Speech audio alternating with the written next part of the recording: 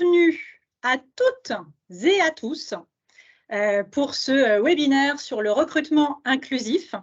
Vous êtes assez nombreuses et nombreux, donc c'est chouette, c'est une très bonne nouvelle parce que ça veut dire que vous êtes plusieurs à vous intéresser au recrutement inclusif. Donc on est ravis de partager avec vous notre expérience autour du recrutement inclusif. Donc moi, je suis Églantine Tancret et je dirige le cabinet Taylor River, qui est un cabinet de recrutement inclusif. Et vous avez, alors je ne sais pas si vous pourrez les voir à l'écran, mais Mélanie Kaya qui va s'occuper de toutes vos questions et qui va être la régie, voilà, à vos côtés. Donc s'il y a toutes les questions, Mélanie sera votre porte-parole, hein, c'est ça Mélanie. Akissi à côté qui, elle, va s'occuper de toute la présentation avec moi. On embrasse bien fort Noémie, qui est la 4e de la bande, qui aurait dû présenter normalement ce webinaire aujourd'hui, mais qui s'occupe de son nouveau bébé arrivé. Donc, si elle nous regarde entre deux tétés, on lui fait un grand bonjour et on l'embrasse bien fort. J'ai le plaisir d'accueillir deux invités de marque pour parler recrutement inclusif avec nous aujourd'hui. Frédéric Beaufils. Bonjour à toutes et à tous. Qui est DRH du groupe Référence et qui a vécu avec nous une expérience de recrutement inclusif et puis qui pourra aussi prendre la parole sur ce que vous faites dans le groupe Référence autour de l'inclusion. Tout à fait. Et Lucie Demaille, qui a été notre pépite, qui est passée par notre processus de recrutement inclusif pour rejoindre le groupe Référence, qui viendra aussi participer et s'exprimer, témoigner avec nous aujourd'hui. Merci à toutes les deux d'avoir accepté notre invitation pour coordonner cet événement. Ce qui est prévu, c'est de vous parler du recrutement inclusif en 5 grandes étapes avant de vous laisser un espace de questions et donc de réponses, hein, on espère, si on les a. Une première étape qui va viser à définir ce que c'est que le recrutement inclusif et plus largement l'inclusion. Alors, si d'ores et déjà dans la conversation, vous pourriez vous lancer sur votre définition, ce que c'est pour vous, pour qu'on puisse échanger aussi autour de votre définition avant de vous partager la nôtre, autour de l'inclusion et du recrutement inclusif. Une deuxième étape dans laquelle on va vous présenter comment nous, on le réalise. Une troisième étape dans laquelle on va rentrer justement dans les différentes étapes du processus pour mener un recrutement inclusif. Une quatrième étape, pardon, on va aborder les freins et les résistances parce que dans les questions en préambule, on a eu des questions de l'ordre des petits tips, qu'est-ce qui empêche. Donc, on en a tenu compte pour aborder ce thème avec vous aujourd'hui. Et puis, une cinquième étape où mes invités pourront partager leur expérience du recrutement inclusif et puis plus largement aussi nous présenter ce qu'elles font elles-mêmes au sein du groupe Référence.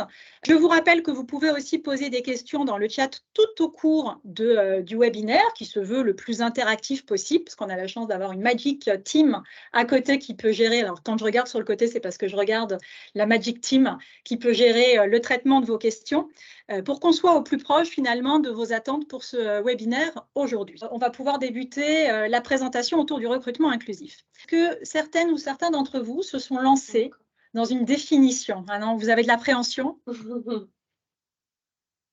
Oui, non?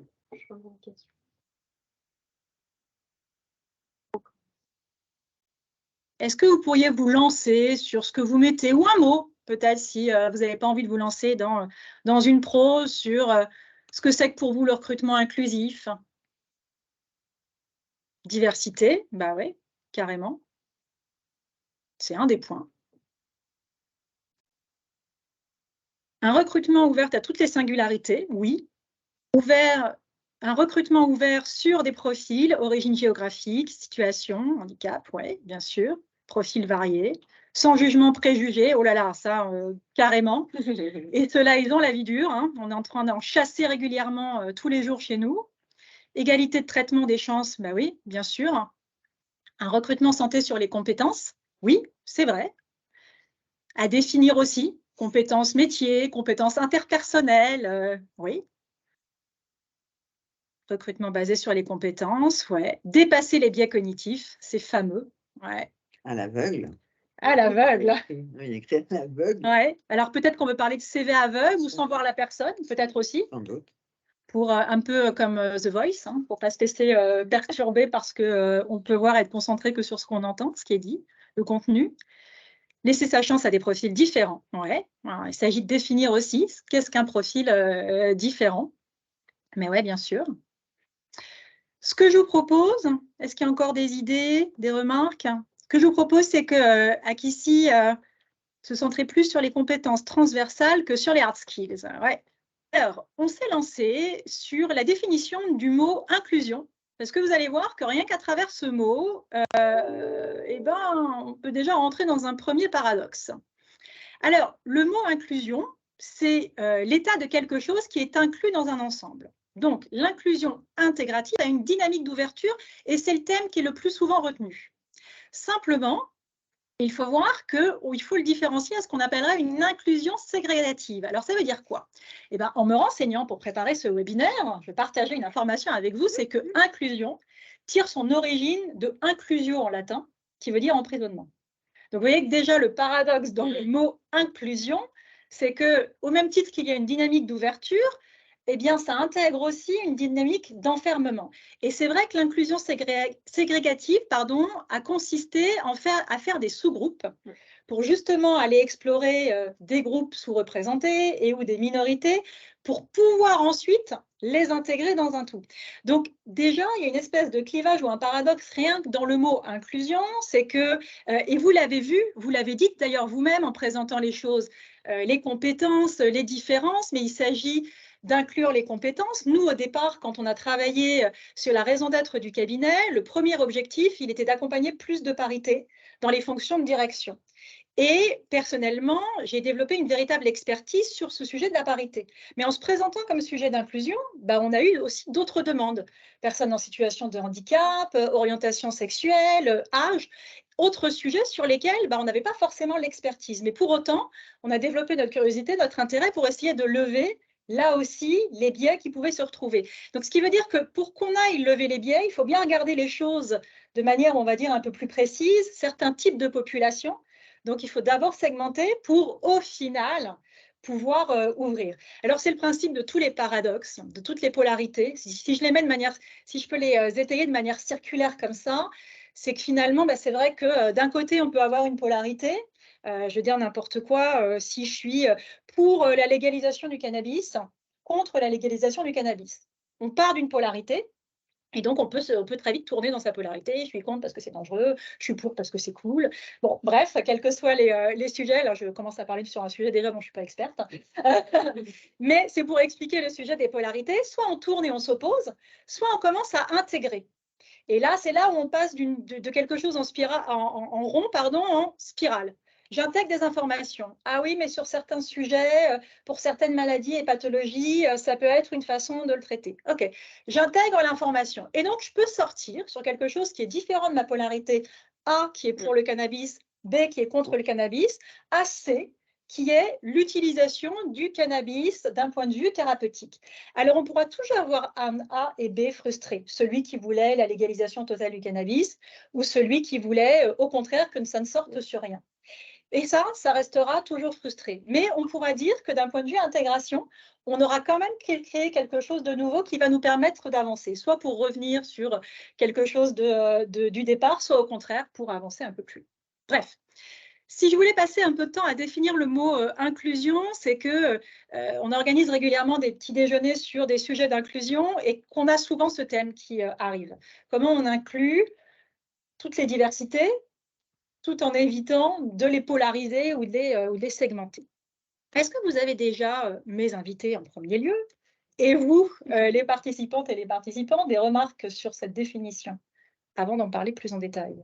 Non, dans ce que tu dis, Églantine, c'est le fait aussi de se dire, à un moment donné, on est parti sur des logiques de quotas, sur des logiques qui étaient encore plus de la segmentation et qui, de ce fait, pouvaient aussi avoir tendance à exclure. Et moi, sur la question des quotas, j'ai jamais réussi à me dire c'est bien ou c'est mal. Donc, avec effectivement A contre ou A pour et B contre, tu arrives à trouver des trucs en disant bah oui, mais ça permet de, etc. Mais on arrive quand même sur des sujets où rapidement, en voulant inclure, on peut avoir une tendance à exclure. Donc, il faut trouver la bonne voie. Donc, il faut accepter ces polarités, non pas pour être coincé, mais au contraire, essayer d'en jouer, de jouer avec. Est-ce qu'on peut passer sur la slide suivante pour qu'on puisse expliquer comment nous, on voit le recrutement inclusif chez Taylor River? Donc, en fait, le recrutement inclusif, en premier lieu pour nous et son origine, c'était l'inclusion a déjà une différence de pensée. Alors, je vais vous donner, vous voyez que ce premier petit mouton, là, ce mouton à 5 pattes, dont on parle très souvent au niveau des cabinets de recrutement, très souvent, nos clientes ou nos clients, quand ils sont en situation de recrutement, ils regardent le passé ou le présent. Le passé, il y a une personne qui s'en va, qu'il faut remplacer, ou le présent, on a une situation, une surcharge d'activité, un changement, une transformation, bref, qui nous amène à voir notre recrutement à travers le travail, la charge, ce qu'il faut faire. Et souvent, une réponse à ça, ça va être de répondre en disant je veux trouver par conséquent une personne qui sache faire, qui a déjà fait ou qui a un parcours au plus proche de ce que je connais, à savoir dans la formation, ce type d'expérience. Voilà, quelque chose qui va me rassurer par rapport à ce qui m'amène à recruter aujourd'hui. Donc là, le premier chemin du recrutement, en tout cas le premier point du recrutement inclusif, tout vu au commencement, c'est d'accompagner les personnes qui recrutent à prendre de la hauteur par rapport au passé et au présent, à commencer à regarder le futur qui est en train d'émerger. Aujourd'hui, si on recrute, c'est l'occasion de créer quel futur, quel avenir, de créer de la valeur comment, sur quoi, de faire entrer dans notre collectif quelque chose qui pourrait nous manquer, quoi, comment, et avec quelle envie, quelle motivation d'intégrer cette nouveauté dans le collectif. Donc ça, c'est le premier sujet de l'inclusion, c'est déjà de où je pars et où est-ce que je pose mes attentes en termes de recrutement. Le deuxième point, c'est de réfléchir et de nommer tout ce qui va tourner autour de l'intégration et de l'acculturation. Ça veut dire quoi? Chaque entreprise, et vous pouvez en être témoin, vous, chez Groupe Référence, a finalement ses us et coutumes, sa culture, sa façon d'être, ses valeurs. Tout un ensemble de choses qui font que ça va être plus facilitant pour une personne d'intégrer cette entreprise si on partage ces éléments-là, de pouvoir les nommer, le plus justement possible, parce que très souvent, entre les valeurs qui sont affichées et la réalité de l'entreprise, il peut y avoir quelques... non, il n'y a pas, Frédéric. Il peut y avoir quelques décalages. Pour qu'on puisse aussi le laisser s'exprimer chez les candidates et les candidats qu'on rencontre, qu'ils puissent aussi exprimer ce qui est important pour eux, ce qui va avoir de la valeur pour eux, avec quel type de personnes elles ont ou ils ont envie de travailler. De nommer aussi les types de personnalités pour lesquelles on recrute. Très souvent, il y a une espèce de peur autour de ça en disant oui, mais attendez, les personnes qui recrutent, elles peuvent être amenées à changer. Et c'est vrai, ça nous est arrivé dans notre expérience de recrutement, de recruter pour des managers qui ont changé en cours de processus de recrutement ou avant l'arrivée de la personne. C'est important de le dire, c'est important de le parler. Quand c'est arrivé chez nos clients, ils ont organisé un déjeuner avec le nouveau manager pour apprendre à se connaître aussi, s'assurer qu'ils étaient aussi en phase pour pouvoir travailler ensemble. Donc, l'acculturation, c'est un point essentiel et je le développerai dans la slide suivante. C'est un point dont on parle en amont dans le processus de recrutement quand on s'interroge chez nos clients et quand on va interviewer les personnes pour comprendre qui elles sont à travers ce qu'elles ont fait et quels vont être les environnements dans lesquels elles vont pouvoir être le plus authentiques possible, parce qu'il est souvent question de ça, pour le travailler dans la phase d'intégration. Et le dernier point, c'est finalement dans le continuum de ça, à partir du moment où on a pris un peu de hauteur sur ce que l'on voulait ou sur les valeurs, sur ce qui allait créer de la valeur plus précisément chez nous, ça nous laisse l'opportunité d'intégrer toutes les diversités. Genre, origine, orientation, quelle qu'elle soit, celles qui sont visibles, celles qui sont invisibles, celles sur lesquelles on souhaite s'exprimer, celles sur lesquelles on ne souhaite pas s'exprimer. Mais à partir du moment où c'est annoncé, ou en tout cas il y a un espace d'accueil qui est proposé là-dessus, il y a une possibilité d'expression. Certaines personnes parlaient tout à l'heure dans la conversation soft et hard skills. Alors oui, si on le francise, compétences métiers, compétences interpersonnelles, oui, bien sûr, une candidature, c'est un tout. C'est bien évidemment une personne qui arrive avec des compétences métiers qui vont être très intéressantes par rapport à l'enjeu du recrutement ou de l'entreprise à un instant donné. Et puis, c'est une personne qui arrive avec tout un potentiel. Il faut voir que la plupart des métiers de demain n'existent pas encore aujourd'hui. Donc, si on les cantonnait à des compétences métiers, ce serait extrêmement statique. Donc, de plus en plus, et on va dire que dans l'évolution du marché, de plus en plus, on demande ou on attache une importance forte aux compétences interpersonnelles, sachant que, et tu en reparleras, Frédéric, dans ce que vous faites chez Référence, mais on peut se former à des métiers nouveaux, on peut changer de métier, on peut faire tout un ensemble de trajectoires. L'ère de machin de père en fils est un peu fini. Ça doit encore exister, mais en tout cas, moi, je ne la vois pas beaucoup. Et sur ce sujet-là aussi, on le répète souvent en recrutement, mais c'est tellement vrai, des compétences métiers, elles évoluent. Voilà, comme on le disait, il y a des formations qui sont possibles, on peut être aussi entouré d'autres personnes expertes. Donc ça évolue dans le temps. Une personnalité, on change déjà plus difficilement, quoi. Voilà, enfin, on arrive avec sa façon de voir les choses et sa façon de travailler. Donc, c'est toujours un combo des deux qui fait Exactement. que voilà, le profil est pertinent ou pas. Et on évolue aussi sur ses compétences interpersonnelles, fort Bien heureusement. sûr, mais d'ailleurs, quand même dans une moindre mesure par rapport à des compétences métiers. Voilà. dans une autre Donc, mesure. et complètement. L'objectif, c'est là encore une fois, de différencier les différentes étapes du recrutement inclusif telles qu'on le pratique, tout en les intégrant dans un tout. La première étape, c'est il y a une entreprise et son marché, donc on ne se connaît pas, il y a une potentielle exclusion. Qu'est-ce que je veux moi de là où je suis? Moi, je suis candidat, qu'est-ce que je veux de là où je suis? Donc, voilà, comment on va amener les uns les autres à la deuxième étape qui est la rencontre? Comment on va rendre un peu plus intelligible ou un peu plus ouverte la demande de l'entreprise? Comment on va questionner ou façonner les candidates et les candidats qui sont en face de nous, qui d'une certaine manière, à certains moments, peuvent aussi rejouer certains biais qu'on peut avoir en entreprise, c'est-à-dire se présenter face à nous exclusivement sous l'angle de ce que je sais faire et un peu moins sous l'angle de ce que j'aimerais faire et de là où j'aimerais aller. Donc c'est aussi ça notre métier en tant que cabinet de recrutement inclusif, c'est de pouvoir poser le questionnement, de projeter aussi une personne à travers qui elle est, ses attentes, ses motivations pour pouvoir aller vers son potentiel et vers un prochain poste. Une phase suivante qui est une phase d'intégration. Donc, une fois que la personne arrive en poste, on n'oppose pas ces phases-là entre ce qu'on s'est dit au début et quand on s'est marié et qu'on avait très envie, quand on a décidé de travailler. Parce qu'on parle souvent de lune de miel dans la phase d'intégration, c'est pour ça que je fais l'analogie avec le mariage. Mais au début, on a très envie, donc on a envie de se plaire, de se convaincre de part et d'autre. Et puis, il y a la phase d'intégration, qui est une phase de changement par essence, pour toutes les personnes qui arrivent. Et nous, on a mis en place un coaching d'intégration qui dure 8 mois, et tu pourras témoigner, Lucille, et ça, on l'a fait ensemble sur ces étapes-là, qui vise, on y reviendra si vous le souhaitez, à rappeler 3 étapes clés autour de l'intégration, autour desquelles c'est vraiment important de s'arrêter, de prendre du recul pour être en pleine conscience, en pleine force, en tout cas pour savoir mieux exprimer certaines choses. Et une fois que ces 3 phases-là sont passées, c'est à ce moment-là qu'on peut parler d'inclusion.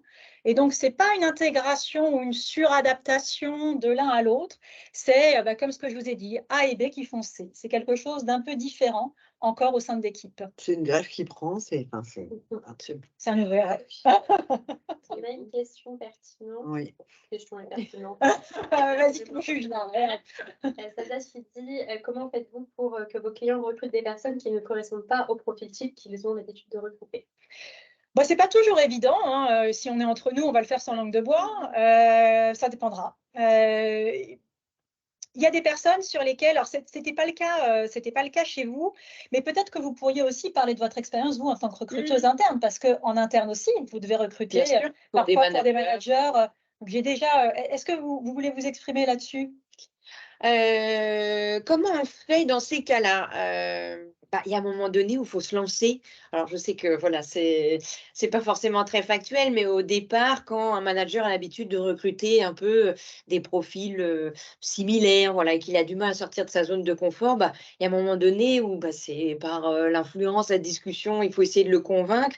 Et c'est surtout par l'essai, en fait, une fois que ça a fonctionné, une fois qu'on se rend compte que, tiens, c'est pas mal d'avoir quelqu'un qui réfléchit un peu différemment, qui a connu autre chose, que la machine s'embraye. Mais c'est certain que c'est le démarrage le plus difficile. Ouais. C'est la première fois qu'on va faire sortir le manager de sa zone de confort. Et après, je pense que ce qui est important aussi, c'est de questionner régulièrement les managers par rapport au pourquoi ils veulent recruter tel type de personnes et de creuser, parce que c'est la facilité. De toute façon, je pense que tu vas parler après de différents biais, mais il y a la facilité, il y a on recrute qui nous ressemble, il y a on recrute des compétences sur lesquelles on pense que c'est facile. Et creuser à chaque fois, essayant c'est quoi l'objectif, c'est quoi le pourquoi, qu'est-ce que ça va t'apporter si tu continues à faire exactement la même chose. C'est vraiment dans le questionnement, et après on parlera plus du groupe. Mais nous, on est dans on a on a des doubles recruteurs, parce que Peut-être que tu peux dire un mot sur le groupe. Hein, ce sera encore plus fait. S'adapter, on va s'inclure. Donc, le groupe référence, c'est un groupe qui fait du temps partagé augmenté. Alors, le temps partagé, c'est partager son temps entre 2 à 3 clients dans une semaine. C'est le premier truc. Et l'augmenté, c'est le fait de travailler dans la co-construction, le collaboratif, le fait d'avoir un manager de mission dès lors qu'on est envoyé chez un client. Donc, c'est tout un tas de critères qui font que. Donc, nous, on valorise, le principal critère que l'on valorise dans nos recrutements, c'est l'expérience, puisque l'objectif du temps partagé, c'est d'amener de la valeur ajoutée à nos clients dans un laps de temps qui est beaucoup plus court qu'un temps plein. Donc, nous, on ne valorise que l'expérience. Avec la complexité que vous avez évoquée tout à l'heure sur le secteur d'activité, c'est qu'on ne propose pas un individu, donc on propose un dispositif, mais on arrive avec un dispositif dans lequel on propose un DRH, par exemple, qui n'a jamais travaillé dans le monde de l'industrie et qui, à un moment donné, va se retrouver dans une boîte qui fait que de l'industrie. Et donc, nous, on a lutté à la fois contre les propres biais des managers qui recrutent, mais aussi contre les clients qui peuvent avoir des impératifs. Alors moi, je vais vous donner un exemple. J'ai commencé en faisant du temps partagé dans le groupe. Je n'avais pas une expérience dingue sur le métier de DRH, mais j'avais de l'expérience et cette expérience pouvait être utile à des PME qui avaient besoin d'un DRH expérimenté, mais aussi d'avoir quelqu'un qui était capable d'accompagner les managers. Donc, voilà, le premier truc, c'est de se baser sur une expérience et quelle valeur ajoutée on va apporter à nos clients. Et pour nous, c'est le critère premier, c'est quelle valeur ajoutée. C'est assez tangible. L'expérience, tu as parlé tout à l'heure, c'est l'expérience, c'est le potentiel aussi. Et puis, on l'a dit aussi, c'est le fait de continuer. Donc, nous recrute plutôt des seniors au sens légal et dans le monde du travail, senior, 45 c'est à partir de 45 ans. Voilà. Dans le monde médical, c'est 70. Après, on va voir où senior plus. Alors. Mais nous, on va se dire que c'est dans le monde du travail. Ouais. Exactement. Donc, indépendamment de recruter des seniors, parce que c'est l'expérience, donc la valeur ajoutée, on recrute aussi des gens plus jeunes. On n'est pas sectaire, vous avez de la jeunesse. Voilà, c'est comme ça. Et donc là, l'objectif, c'est d'avoir tout un parcours qui dit on recrute des gens pour de l'expérience, on maintient cette expérience pour amener de la valeur ajoutée à nos clients et on travaille sur la transmission pour continuer justement à être dans cette démarche vertueuse et on propose aux collaborateurs qui sont sur la fin de leur carrière ou voire après même qu'ils soient à l'âge de la retraite quel qu'il soit, de continuer en formant des collaborateurs et en alimentant toujours ce dispositif d'expérience et de valeur. C'est vraiment nous, ce qui nous empêche, je pense, d'avoir des biais sur certains sujets, puisque c'est l'expérience qui nous intéresse. Alors, je vais rebondir sur 2 points. Le premier, et tu le disais, on recrute aussi des jeunes. Ça, c'est aussi un autre biais, c'est qu'on peut être expert et jeune. Bien sûr. Et ça, c'est aussi intéressant de le dire. Hein. On peut avoir développé une expertise sur tel sujet sans avoir la valeur, n'attend pas le nombre d'années. Hein. Voilà. Donc ça, c'est un premier point. Et le deuxième point, pour aussi revenir sur la question de notre participante, en tout cas qui nous a été posée, pardon. Il faut voir que derrière toute personne, il y a ces croyances-là, il y a des peurs. Donc, on ne pourra pas toutes les lever. Mais c'est déjà très bien de s'adresser à la personne derrière qui a peur. C'est-à-dire, la première chose à faire, selon moi, c'est d'enlever son juge intérieur. Et de ne pas se dire que c'est quoi cet affreux réac, sexiste, raciste, homophobe, enfin bref, pour lesquels je recrute. Mais plutôt déjà se dire, c'est quoi cette personne? Pourquoi me dit-il ça ou me dit-elle ça? C'est quoi sa crainte sous-jacente? Et comment je peux essayer de rendre cette crainte sous-jacente de manière plus rationnelle? Mais c'est pour ça que je dis sans langue de bois, c'est qu'on n'y arrive pas toujours.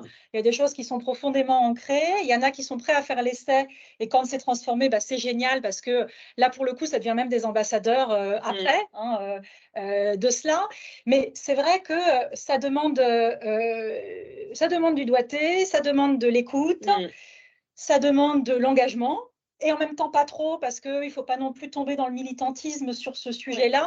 Il faut vraiment écouter le besoin de là où il est, quoi. Les résistances au recrutement inclusif, ce sont les biais cognitifs, les fameux. Monsieur et Madame Biais. Alors, c'est quoi les biais? On a partagé avec vous la définition parce que c'est une théorie qui a été développée dans les années 70 par 2 psychologues qui, en fait, qui ont cherché à justifier des choix économiques qui avaient été faits et qui ne reposaient sur aucune logique. Donc, les biais cognitifs, la définition qu'ils en ont donnée, établie du coup qu'on a pu reprendre, c'est de dire que c'est une distorsion dans le traitement de l'information avec un schéma de pensée qui est trompeur ou faussement automatique. En synthèse, c'est ce qui va influencer nos choix, en partie quand il faut gérer une grande quantité d'informations. C'est-à-dire, moi, je suis en recrutement, j'accueille une personne dont je connais le parcours, je l'ai déjà placé ou qui a fait la même formation que moi, je vais avoir un biais. On va dire, je pense que ça va bien se passer. Puis en plus, elle me sourit, elle s'assied, ça se passe bien au début. Paf, biais de confirmation. Ça va bien se passer. C'est des distorsions de l'information qui vont me laisser présupposer une forme de logique que je vais imaginer comme étant une logique purement rationnelle alors qu'elle est intégrée ou en prise de subjectivité. Donc, à certains moments, c'est ce qui va nous empêcher de faire de l'inclusion. Et c'est ça, à ce moment-là, qu'il va falloir les travailler. On va regarder dans la slide suivante. Mais à d'autres moments, et c'est aussi pour développer sa bienveillance et notamment à son propre égard, à certains moments, c'est ce qui nous permet de survivre aussi dans certaines situations où si on devait intégrer toujours une très grande diversité d'informations, on pourrait peut-être avoir à certains moments des difficultés d'avancer. Donc, les différents biais, j'ai envie de vous soumettre un test sur la slide suivante ici. Il vous apparaît une image à l'écran, elle vous fait sourire. Est-ce que vous pouvez, dans le chat, nous dire ce que vous arrivez à voir dans cette image?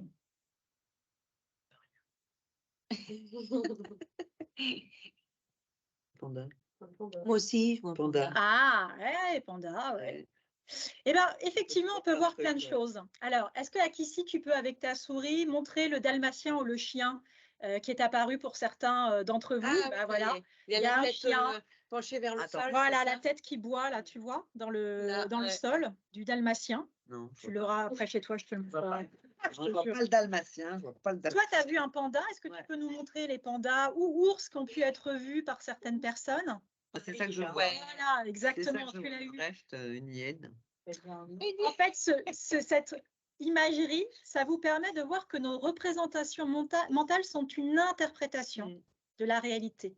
Même à travers une image qu'on voit toutes et tous, on voit des choses différentes parce que, et c'est à ce moment-là qu'interviennent nos biais, parce qu'on va interpréter la réalité avec qui on est. Et plus on va apprendre de choses, et c'est pour ça que c'est intéressant d'aller s'interroger sur nos biais, plus on va les identifier, plus on va les connaître, et plus ça va nous permettre de pouvoir les dépasser. Parce qu'on ne voit que ce que l'on connaît. Donc, plus vous connaissez de choses, plus vous pouvez vous dire « Oups, là, c'est peut-être un biais ce que je suis en train de faire. Attends, là, la question que je pose, est-ce qu'elle n'est pas pleine de sous-entendus ou est-ce qu'elle n'est pas en train d'influencer la réponse que j'ai envie d'entendre ?» Et c'est à ce moment-là que peuvent se jouer tout un ensemble de biais. Les biais sont très nombreux. Il n'y a que 180. 180, oui, encore recensés, on peut en trouver encore d'autres. Il y a 3 grandes catégories de biais. Alors, on peut s'interroger, donc ce qui s'appelle les biais heuristiques, c'est tout ce qui va être biais de confirmation ou biais de disponibilité. Confirmation, c'est l'exemple que je prenais. Une personne ou un parcours pour lequel j'ai un a priori, je vais me dire, tiens, ce qu'il me donne à voir ou ce qu'elle me donne à voir va confirmer mon a priori. Comme ça va me rassurer, moi, sur le fait que je pense que j'ai raison. Ou le biais de disponibilité, alors ça, c'est très intéressant. Pendant les épisodes Covid, on ne disposait pas des mêmes informations. Oui. C'est-à-dire qu'on pouvait avoir un nombre de cas, mais parce qu'il y avait énormément de tests qui étaient faits dans un pays, avec un nombre de cas dans un autre pays, mais ils ne faisaient pas de tests. Et on se mettait à comparer ces deux chiffres en disant « Ah oui, mais c'est incomparable, parce que d'un côté, ils ont beaucoup testé, puis de l'autre côté, ils n'ont pas beaucoup testé. Ah ouais, mais bon, quand même, on a des chiffres. Alors, voilà, biais de disponibilité, l'information est disponible. Je compare avec l'information disponible, qui ne tient pas compte de l'intégralité de la réalité. Les biais sociaux, c'est la pensée de groupe. Vous êtes pour le recrutement inclusif, moi aussi, je suis pour le recrutement inclusif comme vous. C'est ça qu'il faut, c'est ça qui est bien. Et donc, on va se plier au premier qui a pris la parole, celui qui l'a dit plus fort, avec plus d'assurance ou plus d'affirmation. Et puis, les biais émotionnels, et ça, c'est intéressant aussi de se remettre en situation de recrutement parce qu'ils jouent tout le temps. C'est nos propres émotions. Comment j'arrive en entretien? J'ai mal dormi, je me suis fightée avec mes enfants la veille, je suis en mauvais mood, je suis dans une montée hormonale, ou alors j'ai faim, bref, tout un ensemble de choses, mais il y a des tests qui sont faits en disant qu'avant l'heure du déjeuner, les peines affligées dans le pénal, dans les procès, sont plus fortes qu'après le déjeuner. Donc, tous ces biais-là existent. Dans quelle situation la personne qui va vous recevoir en recrutement est? Et là, il va y avoir forcément d'autres biais qui vont pouvoir jouer là-dedans. Et puis, on vous a donné l'exemple suivant parce que c'est très, très intéressant. Il faut voir qu'on n'a pas conscience de nos biais. C'est pour ça que c'est intéressant et merci de votre intérêt pour ce webinaire aujourd'hui. C'est vraiment intéressant de se poser en permanence la question parce que moi qui suis très intéressée sur le sujet, j'en découvre tout le temps. Donc, j'ai l'humilité de vous dire que même quand c'est un point d'attention, en permanence, on va en découvrir, découvrir d'autres. Et souvent, on pêche sur les sujets sur lesquels, d'ailleurs, on se croit le meilleur. Moi, très engagée sur le sujet de la parité, il m'a fallu un certain temps pour me rendre compte que quelquefois, j'ai pu être plus dure avec certaines femmes en entretien qu'avec certains hommes, parce que plus exigeante vis-à-vis de moi-même et donc vis-à-vis d'elle-même. Enfin, voilà, tout ça, c'est intéressant d'en prendre conscience parce que ce sont des choses insidieuses qui vont jouer dans les biais. Et une grande partie de la population, les 2/3 de la population sur les statistiques neuropsycho qui ont pu être faites là-dessus, n'ont pas conscience de ces biais. Il faut avoir conscience de cette inconscience. Et quand on pose la question, 90% des personnes interrogées se disent meilleurs conducteurs que la moyenne. Il faut aussi situer les choses. Mais en complément de ce que tu dis, je ne sais pas si c'est un biais, c'est le côté de se dire, le fait de sortir de ça, ça demande de la discipline, donc cette capacité à s'interroger, ça demande un peu de courage, au sens où ça te demande de l'énergie, et notamment d'essayer de faire sortir aussi les managers de ces différents biais, parce que ça prend du temps. Et même pour les managers, un des freins à recruter des gens qui sont différents d'eux, ou qui n'ont pas les mêmes expériences, ou qui n'ont pas les mêmes compétences, peut-être que le frein qui n'est pas forcément un biais cognitif, c'est aussi un peu de flemme. Enfin, le côté, ça va me prendre du temps, ça va me demander de l'énergie, et en même temps, j'ai plein de trucs à faire. Donc, c'est en ça où c'est une lutte que d'expliquer que, non, que ça va t'apporter, enfin, peut-être que ça va te prendre du temps, mais réfléchis en termes d'apport. Et je pense que si on arrive à faire basculer les gens, oui, mais cette expérience-là, elle va t'apporter ça. Ces compétences-là, elles vont t'apporter ça par rapport à ton business, par rapport à ton client, par rapport à je ne sais pas quoi. C'est de l'énergie pour les recruteurs, c'est de l'énergie pour le manager, mais en même temps, c'est de la discipline. Donc, on peut aussi tous se dire qu'à un moment donné, on est discipliné et courageux. Il y a une vraie notion de courage, Frédéric, tu as raison là-dessus, parce que j'avais assisté une fois à une conférence avec la dirigeante de Bell qui attache de l'importance à avoir de la diversité dans son COMEX et qui témoignait sur le fait que ça prenait plus de temps à recruter et que par conséquent, elle avait accepté de prendre une charge de travail supplémentaire pour intégrer ce temps supplémentaire. On ne peut pas le demander à tous les dirigeants et toutes les dirigeantes, on aimerait, mais il faut aussi qu'on soit empathique vis-à-vis d'eux. S'ils n'en ont pas les moyens parce que ça les submerge, il faut être aussi capable de composer avec et d'accepter que ça prenne du temps. Ce que j'allais dire, ça ne se transforme pas non plus du jour au lendemain. Et en fait, ce que tu disais tout à l'heure, Fred, sur vis-à-vis des managers, voilà, les questionner, il faut se l'appliquer à soi-même, en fait, voilà. Se poser les bonnes questions aussi. Pourquoi ce ou cette candidate, je l'ai trouvée mieux que l'autre, voilà. Et oui, c'est sûr que ça demande du temps et de l'énergie. Et je pense qu'il y a plein de moments où on se regarde en train de faire un entretien et où on se dit, est-ce que, ça m'est arrivé il n'y a pas très longtemps, est-ce que ma réaction, elle est par rapport à des biais que j'ai? Et j'avoue que j'ai été perturbée pendant un long moment, c'est pendant un déjeuner, il y a des choses qui m'ont heurté immédiatement. Et après, j'ai essayé dans ma tête de me dire, mais alors, est-ce que je la trouve pas terrible à cause de mes biais ou est-ce que c'est la personne Et du coup, c'est très perturbant, en fait. C'est très perturbant parce qu'il n'y a pas de raison. Déjà, voilà, mais le fait que tu te sois posé la question, voilà, c'est qu'il y a déjà perturbant. Prise de conscience. Très bien. On va passer à la dernière slide dans laquelle on va faire un partage d'expérience du recrutement inclusif tel qu'on le propose aussi. J'aimerais bien que tu nous expliques ton témoignage, enfin en tout cas tu témoignes de ton parcours avec nous Lucie parce que, donc je dis c'est Noémie qui aurait dû être là parce que c'est elle qui a participé à ton recrutement à l'époque. Ce qu'il est important d'avoir, enfin, à mon avis, il est important de rappeler que les biais sont dans toutes les parties prenantes. L'entreprise, la personne pour laquelle on recrute, nous-mêmes en tant que recruteurs, et puis les candidates et les candidats. Et en fait, Lucie, on a choisi de faire cet échange ensemble parce que Lucie, tu représentes du recrutement inclusif. Alors, quand vous voyez Lucie, vous demandez où, comment, voilà.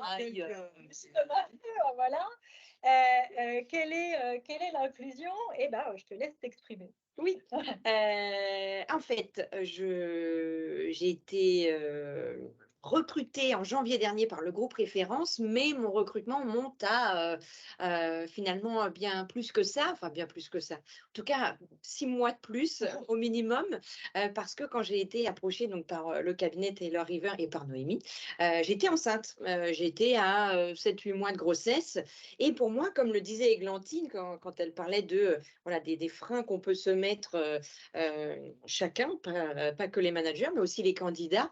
Pour moi, c'était pas le moment de chercher. C'était pas pertinent. J'allais accoucher. Qui allait vouloir d'une femme enceinte qui allait encore être absente plusieurs mois? Voilà, donc je m'imposais effectivement ces limites-là, moi aussi, directement.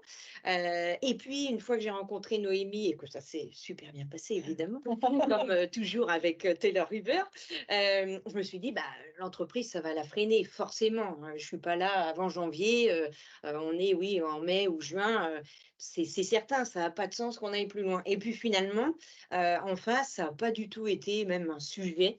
Quand j'ai rencontré le groupe référence, voilà, prise d'infos, ok, vous seriez disponible à partir de quand et sujet clos. Et en fait, ce qui est fou, c'est que moi-même, j'ai trouvé ça exceptionnel. Alors, je ne dis pas, c'est super, mais en soi, ça devrait être normal, voilà. Et c'est là, voilà, c'est là qu'on s'inflige aussi nous-mêmes ces biais-là.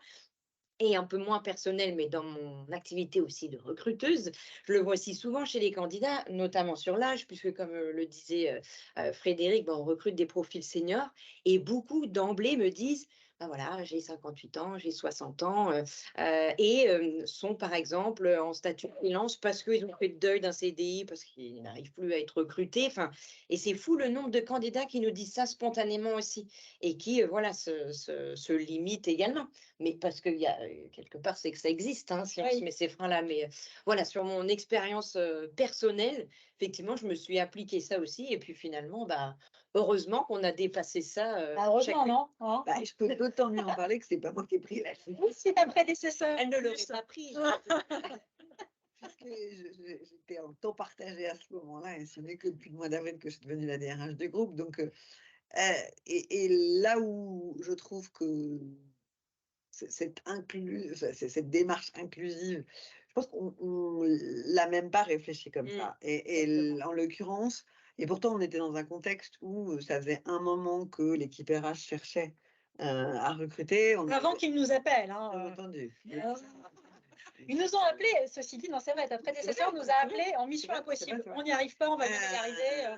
Et en fait, là, on est vraiment dans une logique de rencontre. Alors, effectivement, c'est une équipe RH, donc on est quand même un peu mieux armé, formé, etc. Mais je pense que ça a été une évidence. Et enceinte ou pas enceinte, c'était pas le sujet. On avait envie de travailler avec Lucie. On était convaincus des compétences à la fois opérationnelles et relationnelles de Lucie. Et on s'est dit, bah, ok, on attend jusqu'en janvier et c'est pas très grave. Et même si ça a impliqué, par exemple, que la collègue de Lucie qui voulait arrêter de faire des recrutements pour faire autre chose, bah, elle s'est dit, c'est un super profil, on a super envie, bah, je vais faire un effort, je vais continuer. Tu es d'accord que ça a demandé un effort? Bien sûr, ça a demandé un effort, mais ça a demandé un effort, non pas dans le fait d'attendre Lucie, mais ce qui a demandé un effort, c'est de dire, il a fallu s'adapter, mais la décision elle a été évidente. Alors, et là encore, on pourrait se dire parce qu'on a une morale d'enfer, parce qu'on a des valeurs incroyables, ce qui est vrai, hein, mais c'est aussi parce que c'était l'expérience, le profil et la personnalité qui nous ont séduits. Donc, on a fait un effort, mais parce qu'on savait qu'on avait raison. Pour l'instant, pas démenti. Jusqu'ici.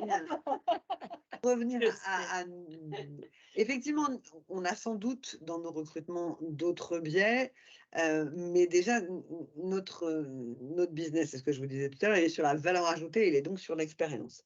L'expérience, on peut la trouver chez des gens plus jeunes, et effectivement, on recrute des gens plus jeunes avec pour eux une formidable possibilité d'accélérateur de compétences, puisque le temps partagé est un accélérateur de compétences. Alors pour les plus jeunes, c'est un accélérateur de compétences. Pour les plus âgés, c'est une continuité de développement des compétences, et c'est vraiment le cas. Et puis pour après, c'est ce que je disais tout à l'heure, quand on en a assez justement de changer d'environnement, d'endroit, de problématique, on a la capacité de pouvoir transmettre et de faire de la formation. Aux 3 étapes d'une carrière, on peut avoir des possibilités. Donc forcément, par rapport aux seniors, on est dans une inclusion totale, puisque c'est la question de l'âge. Je crois que c'est une des rares entreprises sur lesquelles la question de l'âge est tout sauf un sujet. Je regarde le temps, il nous reste une petite dizaine de minutes. Est-ce que Mélanie, on a des questions ou des personnes qui souhaiteraient poser leurs questions? Écrite, pour l'instant. La première, c'est Peggy qui la pose dans les deux. Sur la quantité de vos clients, combien ont bougé les lignes par rapport à leur attente du mouvement 5 pattes? Oui, alors, bon, c'est difficile de faire des statistiques parce qu'on n'est pas sur un gros volume de recrutement. Nous, on est environ sur une 30aine de recrutements par an. Donc, pour faire des stats, il faut être sur des nombres un peu plus importants pour voir notamment les mouvements ou les changements. Et ça fait que depuis 2 ans qu'on a retravaillé ce sujet de l'inclusion. Donc, on manque un peu de chiffres pour répondre de manière statistique tangible. Néanmoins, je peux y répondre à travers les expériences vécues. Alors, il y a quelque chose qui nous a aidés au-delà de ce que l'on propose, c'est le marché. C'est-à-dire que la question du dessous. À partir du moment où le marché a demandé un peu d'adaptation parce que pénurie, parce que on a commencé à ouvrir ses chakras et notre discours a commencé à être un peu mieux entendu, un peu mieux partagé, un peu mieux compris. Ce qui va dans le sens sur les positions exec, c'est encore les positions les plus conservatrices dans leur approche. Pourquoi? Parce qu'il y a une forme de pyramide et pour les positions exécutives, il y a encore beaucoup de demandes de candidatures avec peu d'offres sur le marché. Et je crois qu'il y a un lien de cause à effet. C'est certainement aussi en partie lié au fait que, puisqu'on n'a pas à se poser trop de questions, on continue à faire comme on a toujours fait, parce que c'est plus confortable de faire comme ce qu'on connaît, comme ce qu'on a toujours fait. Donc il faut les personnes qui sont très conservatrices, voire résistantes, voire même quelquefois un peu dans ce qu'on appelle en réactance. C'est quoi ces mouvements qui émergent, qui peut être assimilé à du wokisme, j'en ai ras-le-bol il faut penser comme ceci, il faut cela, et puis les femmes d'un côté, et puis les personnes en situation de handicap.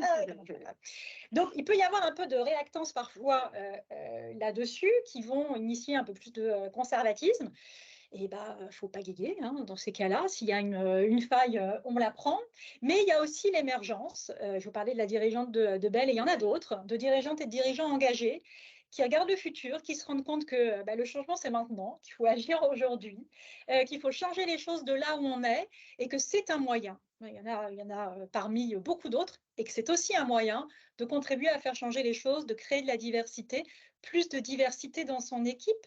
Et au final, ça veut dire plus d'authenticité, oser dire, oser contribuer au projet d'entreprise à travers qui on est, son authenticité, ses forces, ses vulnérabilités. Enfin, ça pourrait faire l'objet d'un webinaire entier, de travailler avec ses forces et ses vulnérabilités en entreprise. Mais je ne sais pas si j'ai répondu à la question de Peggy, mais ça augmente un peu dans l'ensemble, mais il y a des mouvements de balancier.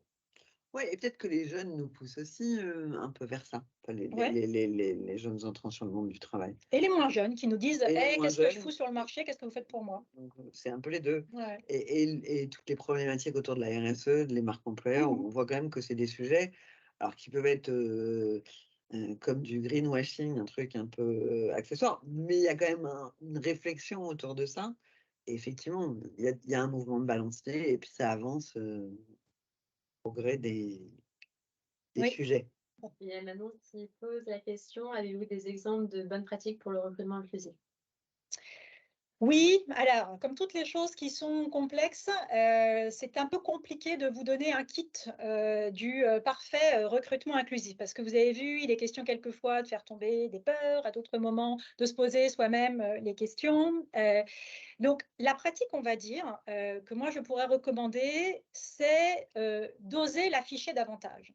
C'est-à-dire que ce que nous, on a vu au cabinet ces 2 dernières années en affichant davantage, le cabinet existe depuis 13 ans, on a toujours travaillé sur la diversité de pensée. Ça a toujours été vraiment notre point fort de travailler sur un meilleur équilibre entre les compétences interpersonnelles et les compétences métiers. Et alors, non pas pour invalider, je voudrais quand même refixer le point, non pas pour invalider les compétences métiers. Il faut que la personne qui prenne une fonction se sente légitime aussi. Hein. Ça fait partie des facteurs clés de la réussite d'une prise de fonction. Donc l'idée, c'est pas l'inclusion, ça veut dire que on va se mettre à faire des choses qui vont mettre les uns et les autres en difficulté. Il y a aussi du rationnel là-dedans et les compétences métiers sont absolument pas à se laisser à partir en volée avec l'eau de l'inclusion. C'est un tout. Mais depuis qu'on on a affiché, ou en tout cas assumé d'afficher le fait que on allait travailler l'inclusion, que c'était un point d'attention pour nous, eh bien, on s'est rendu compte qu'en miroir de ça, on a eu de plus en plus de demandes et de réactions. Alors, principalement par les candidates et les candidats. Des gens qui s'auto-censuraient avant en disant bah, moi, on m'a donné vos coordonnées parce que comme j'ai un parcours atypique et que je sais que vous êtes un cabinet de recrutement inclusif, je me permets de postuler chez vous parce que les autres cabinets, je sais qu'ils ne vont pas me recevoir. Alors, le parcours atypique de la personne, c'est qu'elle n'avait pas fait une école d'ingénieur de premier rang. Hein. C'était ça son atypisme. Hein.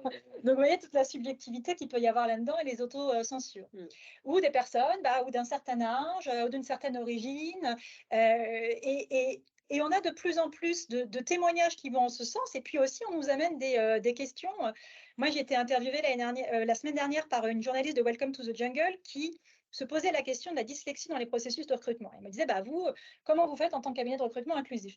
Je dis, c'est compliqué parce que même si ça m'est arrivé, à partir du moment où on est dans un espace d'échange plus ouvert, d'avoir des personnes qui expliquent, qui le mentionnent, parce que pour expliquer ce qui s'était passé dans leur parcours scolaire, académique ou autre, c'est encore des sujets, la neurodiversité, on ne l'a pas abordé aujourd'hui, mais c'est encore un sujet sur lesquels c'est très peu ouvert, il reste des tabous et sur lesquels nous-mêmes, on n'est pas encore au clair parce que moi, je sais que je suis très attentive, par exemple, à l'orthographe dans un CV ou dans un mail d'accompagnement parce que j'y mets derrière des biais ou des présupposés. C'est quand même comment vous parlez de vous, donc c'est quand même important que vous l'ayez relu, que vous teniez compte des codes du monde de l'entreprise, donc c'est important. Mais pour autant, ça peut évincer certaines personnes dyslexiques ou certaines personnes. Donc, tout ça étant... Je pense que sur les troubles des 10, dysorthographie, dyslexie, bref, etc., tous les 10 qui peuvent exister, je pense qu'il y a une vraie méconnaissance. Oui, tu as raison. Donc, on peut être dans l'exclusion sans forcément le savoir et le vouloir, d'ailleurs, en l'occurrence, parce que là, ça rejoint le fait de ne pas faire de faute quand on envoie un courrier de motivation, etc. La dyspraxie, c'est les troubles de l'attention, donc forcément, dans un entretien, ça peut aussi jouer. Et je pense que là, c'est vraiment une méconnaissance. Et je pense que dans la grande majorité des entreprises, que ce soit les cabinets de recrutement ou les recruteurs en interne, on ne connaît franchement rien dans tout ce qui est trouble du 10, des 10. Je voudrais peut-être juste rajouter un truc par rapport à ce que tu disais sur comment on évite comment on lutte ou on devient inclusif. Je pense que c'est aussi important de cultiver les regards croisés, c'est-à-dire avoir un entretien avec un manager, des RH, d'autres gens, pour justement avoir une espèce de vision à 360 d'un collaborateur, parce qu'on n'a pas les mêmes parcours, on n'a pas les mêmes âges, on n'a pas la même sensibilité, et donc on sera peut-être plus sensible à des choses très différentes si on interroge les gens à plusieurs, ou en tout cas si on croise nos regards. C'est ce qu'on essaie de faire aussi. Nous aussi, c'est raison, c'est un bon point. Vous pourrez bien évidemment, si vous souhaitez être mise en relation avec le groupe référence, on pourra bien évidemment vous communiquer les coordonnées de Lucie ou la présentation du groupe. Si vous avez d'autres questions sur le recrutement inclusif, n'hésitez pas à nous les adresser. Vous avez les coordonnées là de Mélanie et Akissi. Si vous avez des témoignages, des sujets sur lesquels vous aimeriez échanger avec nous ou nous alerter conseiller ou nous faire avancer dans ce grand sujet qu'est le recrutement inclusif, n'hésitez pas à nous les adresser. Et si vous avez des encouragements aussi à nous envoyer, mais vous savez que nos petits cœurs seront touchés et encore plus motivés à faire ce que l'on fait. Donc, merci, mesdames, de votre présence à nos côtés aujourd'hui. Et bonne journée et bon après-midi à toutes et tous. Bonne Merci. journée. Au revoir. Au revoir.